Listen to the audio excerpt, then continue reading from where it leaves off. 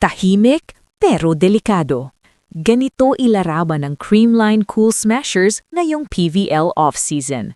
Habang nagkakagulo ang liga, may mga team na nagde-disband, may mga superstar na naglilipatan, isang powerhouse ang nananatiling kalmado. Pero ayon mismo kay Alyssa Valdez, huwag kayong magpapaloko, may malaking pagbabago raw na nangyayari sa loob ng Creamline. Ano ito? At sapat ba to para makabalik sa trono ang Cool Smashers sa 2026? Tara, himayon natin.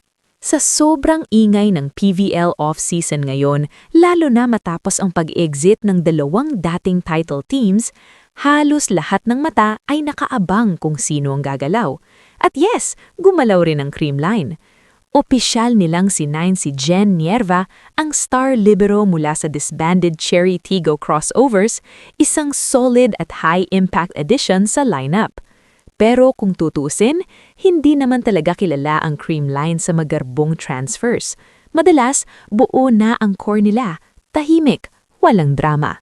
At ayon kay Alyssa Valdez, intentional yun. Sa isang recording ng podcast niya na The Transition Playbook, prangkang sinabi ni Alyssa, "I guess transitions may not be grand sa team namin, pero marami ring nangyayari sa loob."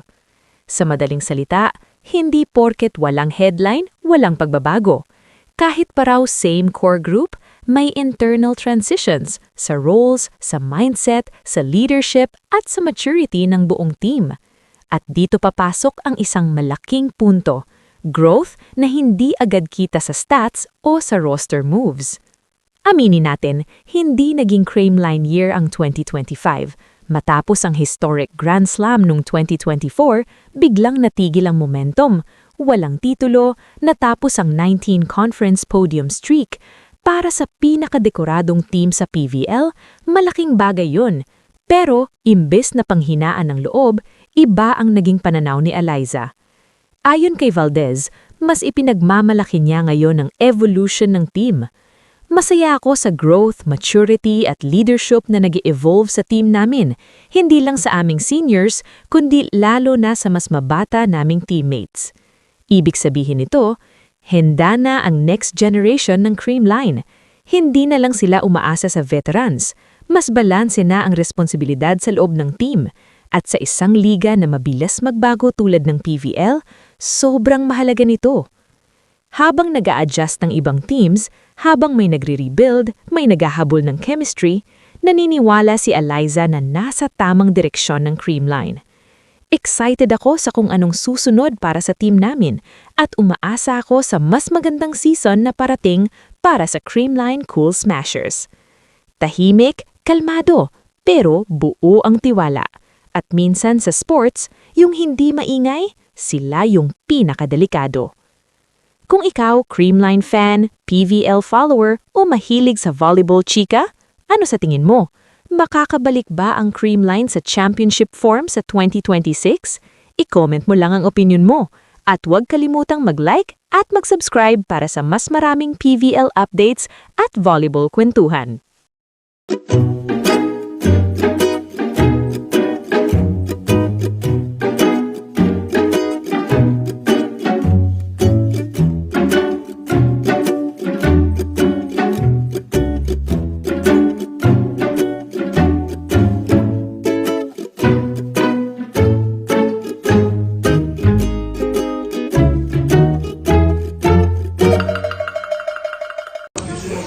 Hi guys, naghahanap kami ng laro ng besi ko kasi wala pa siyang team eh. Baka pwede kang maglibero. Saan ba? Sa Saturday may laro Sakto kami. wala pa akong lalaroan. Anong gusto mong team? Team Payaman gusto mo? Team Sena. Meron ba? Sali na nga ako. Okay, looking for Team Po PM po tayo ha. Go.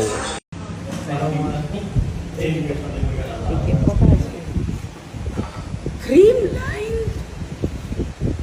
Hoy! Patingin, patingin, patingin. Nakakalalaki ka na! Patingin. Ditch, ditch, ditch, ditch, ditch. Ditch! Patingin ang abs! Excuse me. Alcohol and beer accepted. Uy, grabe! Inuunahan niyo yung mga matatanda! Bakit nauuna yung mga bata?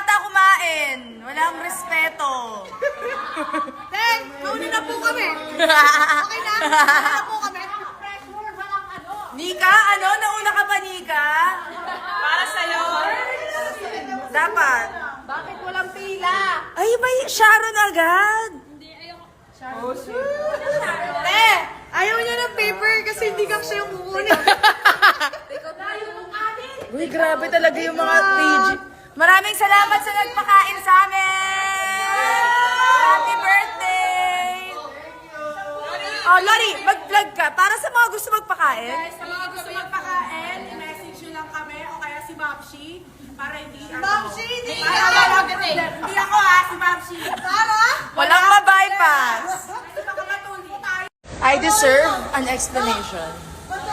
I deserve an acceptable reason. Tatlo kasi yan. Anong masasabi mo? You can be selfish. Lori, huwag mo isipin sarili mo, Lori. natin. Ano yan? Hindi yan kasya sa bag mo. 1, 2, 3, capital!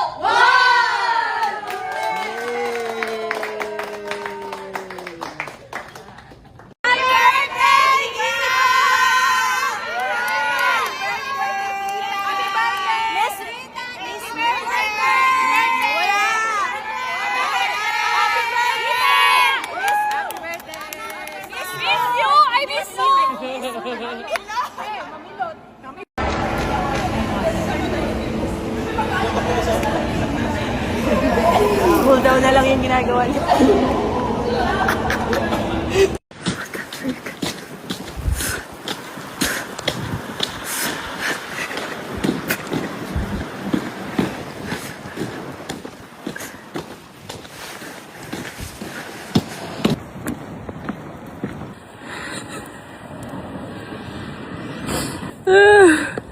Holy.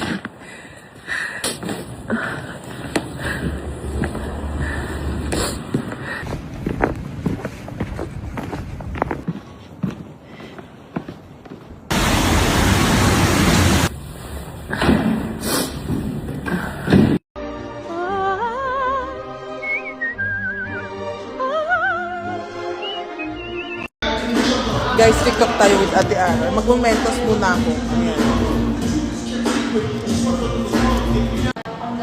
Ate Ara, TikTok tayo. Madali lang. Madali lang. Dali na, ano lang siya, filter. Wala eh. Ikaw eh. Ano lang, with TikTok lang. Ganito pa ito siya. Yan, kita mo yan. Yung ano, yan, may lawit siya, no? Gaganon lang, itatayo. Amo na.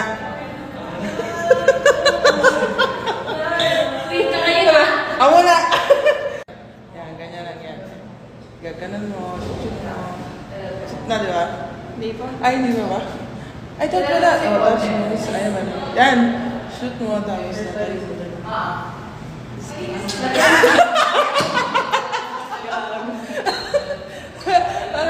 Ayun na, walis na. Walis na, guys. Ate Ara? Back down the piano, back down. Yes.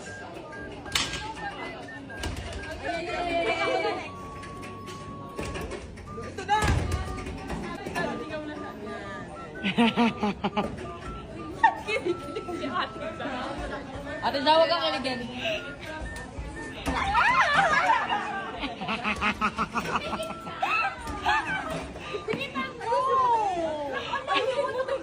Ako ba yung aayaw? Wala ko na akong ginawa. Wala ko na akong ginawa. Ano pa?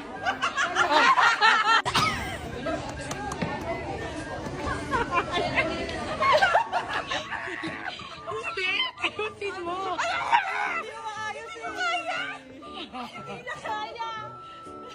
Wala. Boy, Seryoso kasi. okay na ako. Patingin, patingin.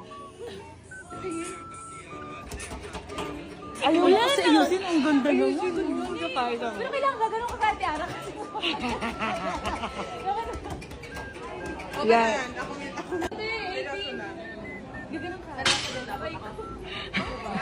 Supportive ba? Ay, sorry, anak. Dali ko dito ka rin.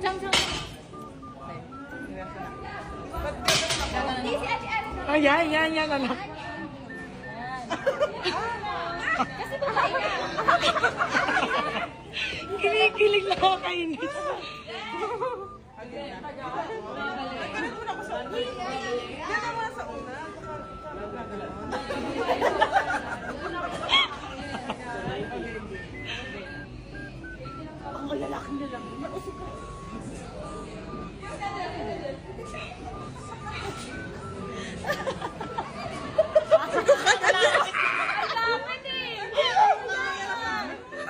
Hindi naman ganyan yung practice ko kanina eh. Ay, ayaw sila.